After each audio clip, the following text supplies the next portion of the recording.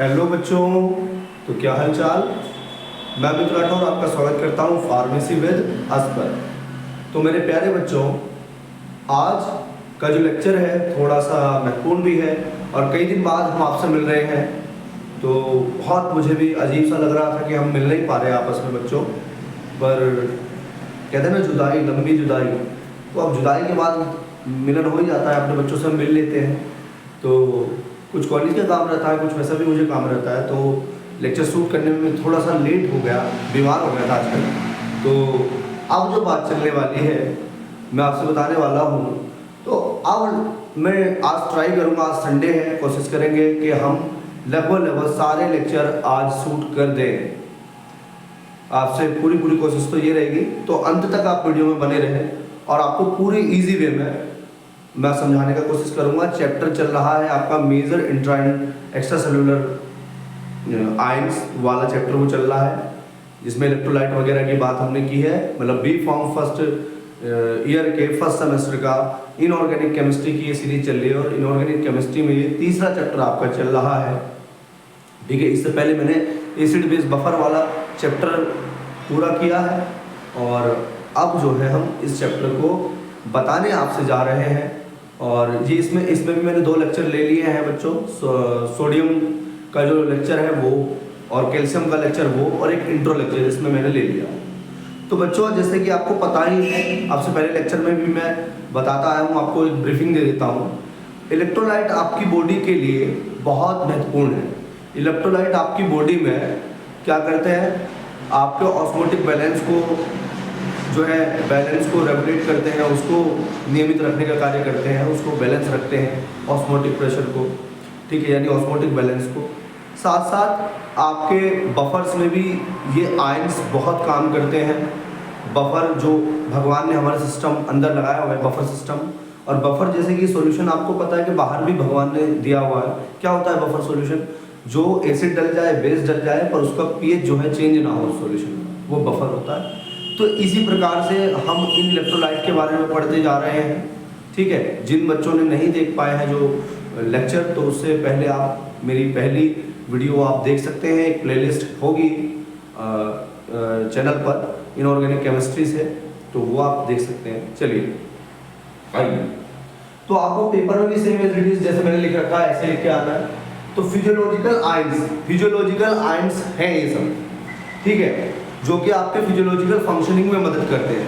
ठीक है, अब जैसे क्लोराइड है, तो क्लोराइड कैसा आयन है बच्चों? नेगेटिव। कैसा आयन है? नेगेटिव आयन है।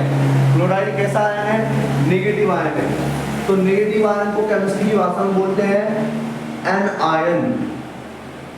आयन, और पॉजिटिव वाले को बोलते हैं कैटायन। और इलेक्ट्रोलाइट वही होता है जो किसमें टूट जाए, अपने आयनों में पूर्णतः टूट जाए। ठीक है, अब हम पढ़ते हैं क्लोराइड के बारे में। तो अगर आपसे किसी भी कॉम्पिटिटिव एग्जाम में क्वेश्चन पूछा जाता है कि क्लोराइड इंट्रासेल्युलर आयन है या एक्स्ट्रा सेल्युलर आयन है, यानी इंट्रासेल्युलर, पहले भी इस वीडियो से पहली वीडियोस में मैंने बताया है। इंट्रा अगर शब्द बना होगा तो इनसे बना होगा। इन का मतलब अंदर, मतलब जो आयन सेल के अंदर है, ये सेल है, सेल्युलर मतलब सेल, जो सेल के अंदर है वो क्या है? इंट्रासेल्युलर आयन है। और एक्स्ट्रा मतलब बाहर। एक्स्ट्रा जो शब्द बना होगा वो एग्जिट से बना होगा, तो बाहर का मतलब क्या है? जो किसी कंपार्टमेंट्स में है, किसी इंटरस्टिशियल फ्लूइड में है, यानी कुल मिलाकर जो सेल के बाहर है वो कैसे आयन है? एक्स्ट्रा सेल्युलर आयन है। तो अगर किसी भी कॉम्पिटिटिव एग्जाम में पूछा जाए कि क्लोराइड कैसा आयन है, तो आप ये कहिए कि वो अगर किसी ऑप्शन में दिया हो बोथ इंट्रा एंड एक्स्ट्रा, तो आप मान करके चलिए आप इसी टिक करेंगे, क्योंकि क्लोराइड आपकी सारी बॉडी में है। किसमें? सारी बॉडी में क्लोराइड है, और क्लोराइड इंट्रा भी है और एक्स्ट्रा भी है, हर जगह मौजूद है। ठीक है, जिस तरीके से भगवान सर्वव्यापी है ना, उस तरीके से क्लोराइड आयन बॉडी में सर्वव्यापी है। ठीक है, ये बॉडी क्या है जो है, हर चीज में क्लोराइड बेसिकली आयन है। सेल की अगर बात कर रहा हूँ, कैसे बात कर रहा हूँ, तो इंट्रा और एक्स्ट्रा वो बोथ है, ये मान करके चलिए। ये अपना फंडा क्लियर करिए। नॉर्मल लेवल क्या होना चाहिए? नॉर्मल लेवल जैसे कि आपको पता है, मैं अक्सर बच्चों से कहता हूं कि नॉर्मल लेवल आप किताब में पढ़ेंगे कुछ अलग मिलेंगे, क्योंकि उस हिसाब से, क्योंकि ये लेवल्स बदलते रहते हैं। आपको पता है हर एक साल रिसर्चेज होती है बॉडी पे, हर एक साल WHO अपनी गाइडलाइंस बदलता है। वर्ल्ड हेल्थ ऑर्गेनाइजेशन हर एक साल अपनी गाइडलाइंस बदलने की कोशिश करती है, नई नई रिसर्च होती है। तो आप कोशिश ये भी करें कि जो अपडेटेड हो, जो गूगल पे आपको मिल जाए। ये तो किताब की है, मतलब रेंजेस वेरी करती हैं, लमसम यही मिलेगी। तो नॉर्मल जो लेवल होता है about 50 milliequivalent per kilogram. ये जहां पर आ जाए MEQ का साइन काफी सारे बच्चों को नहीं पता है, तो मैं बता देता हूं। मिली इक्विवेलेंट होता है उसका, मिली इक्विवेलेंट पर, ये जो साइन होता है पर किलोग्राम, ठीक है। मिली इक्विवेलेंट पर किलोग्राम के हिसाब से ये इतना होना चाहिए, ये बताया, ठीक है। दूसरा फंक्शन, आपसे हर एक पेपर में पूछे जा सकते हैं फंक्शन। मैं आपसे पूछ, अगर कोई पेपर बना रहा है और यहाँ से कुछ पूछ लेगा तो फंक्शन जरूर पूछेगा आपसे, ये क्या क्या फंक्शन करते हैं।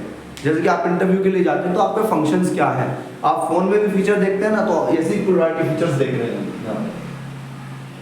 पहली बात, एब्जॉर्ब होता है और एक्सक्रीट होता है बाय द सेल।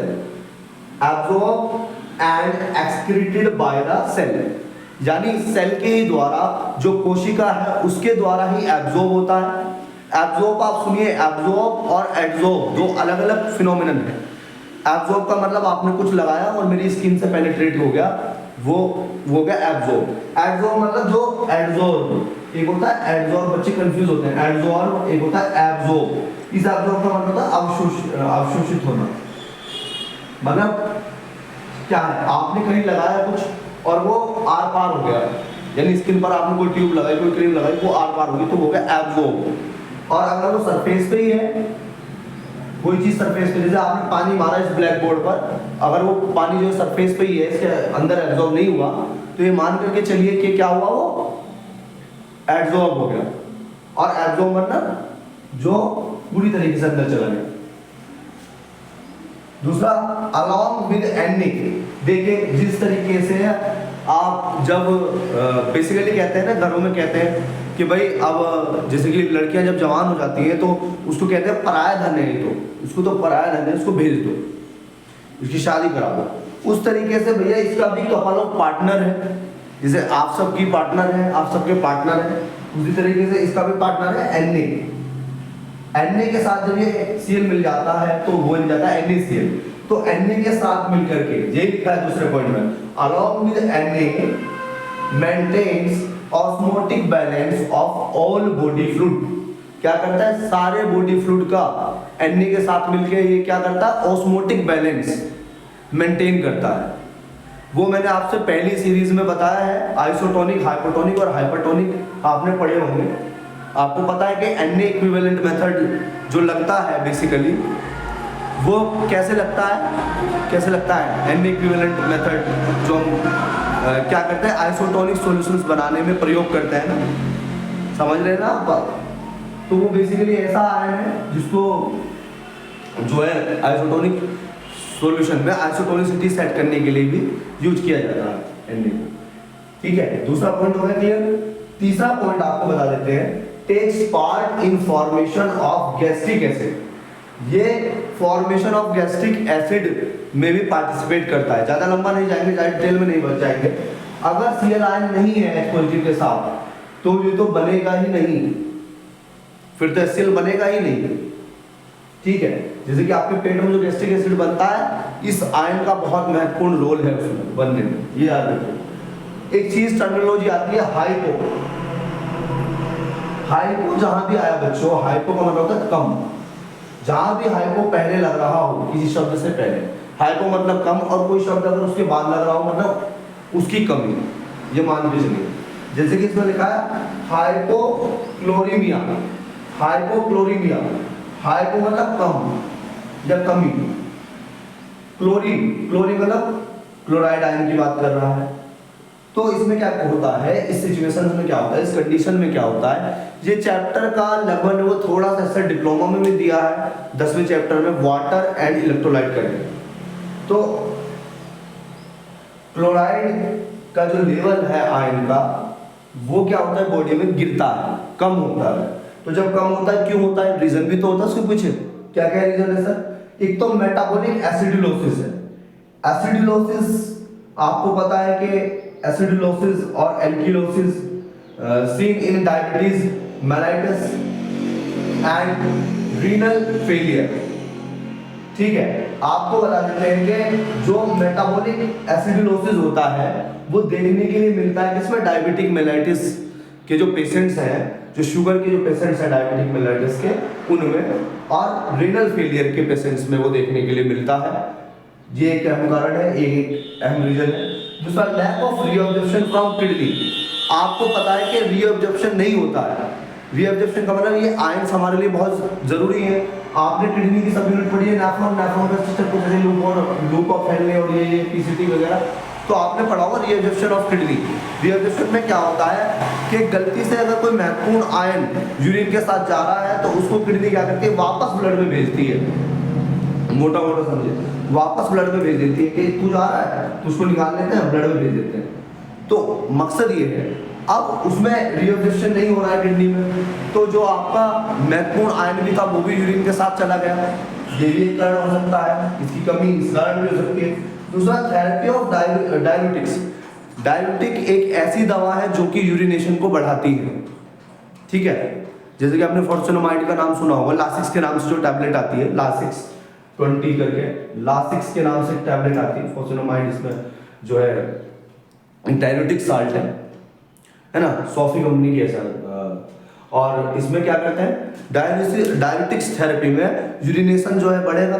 तो जैसा यूरिनेशन बढ़ा है तो ऐसा भी हो सकता है कि आपके जो महत्वपूर्ण इलेक्ट्रोलाइट हो और किडनी में रीअब्जॉर्प्शन ना हो रहा हो तो वो निकल जाए। ठीक है। दूसरा, एक्सेसिव वोमिटिंग। अत्यधिक आपको वोमिटिंग होगी, आपको उल्टी होगी, तो उससे लॉस एज गैस्ट्रिक एसिड। बिल्कुल, क्या होगा, लॉस एज गैस्ट्रिक एसिड, ये आपको बता है। सिम्टम्स क्या है, एल्केलोसिस। एल्केलोसिस भी एल्केलोसिस मतलब जब ये इसके आयन की मात्रा जो है मैं आपसे बताऊं घटेगी तो एल्केलोसिस होगा। ठीक है, एल्केलोसिस अगर होगा तो एल्केलोसिस होने के साथ साथ, यानी भाई एसिड की अगर कमी आ रही है ना, ये आयन एसिड को बनाने में मदद करता है और वही गैस्ट्रिक एसिड को भी बनाने में मदद करता है। तो आप ये मान के चलिए कि अगर इसकी कमी हो रही है तो एल्केलोसिस के चांसेस ज़्यादा है, तो फिर तो क्षार का जो लेवल है शरीर में वो बढ़ेगा ही बढ़ेगा। समझ रहे हैं आप बात? यानी जो हम कहते हैं बेस, जो कहते हैं बेस का जो लेवल बढ़ता है वो बढ़ेगा ही बढ़ेगा, एल्केलोसिस होगा। दूसरा, रेस्पिरेटरी डिप्रेशन आपको देखने के लिए मिलेगा। ठीक है। तीसरा, मसल स्पाज्म। मसल्स में ऐंठन भी देखने के लिए मिल सकती है।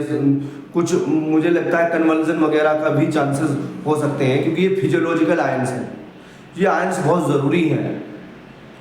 काफ़ी सारे लोगों में एहसास भी आने बंद हो जाते हैं जब चूकते उठते हैं लोगों में, जब इलेक्ट्रोलाइट्स की कमी हो जाती है। उनको नमक और चीनी का घोल दे करके जब पिलाते हैं, जब ओरल रिहाइड्रेशन थेरेपी करते हैं, तो उनको ORS वगैरह ये ओरल रिहाइड्रेशन थेरेपी में आते हैं, आपके इलेक्ट्रोलाइट की पूर्ति करते हैं, तो उनको थोड़ा बहुत मरीजों में एहसास होने लगता है।